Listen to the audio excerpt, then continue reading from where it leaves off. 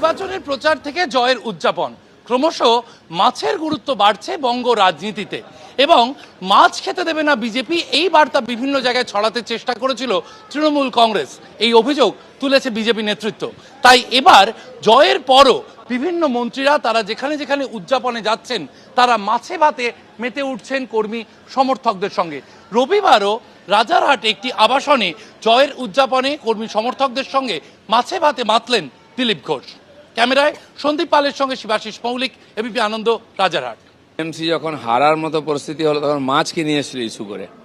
বাঙালিকে মাছ ভাত খাওয়া শেখাচ্ছেন মমতা ব্যানার্জি। এত বছর আমরা কি খেয়েছি?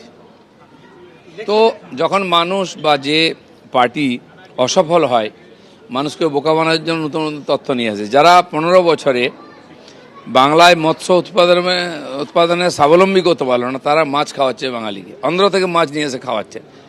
যে মা বাপ অকম্মা নিকম্মা হয়, অযোগ্য হয়, সেই ছেলেপুলেকে ধার করে খাওয়ায়। এরা তাই করেছে 15 বছর। আমরা বাংলায় স্বাবলম্বী করব মৎস্য উৎপাদনে। ডিম, মাছ, মাংস এখনও প্রচুর সংখ্যায় বাংলায় বাইরে আনতে হয়।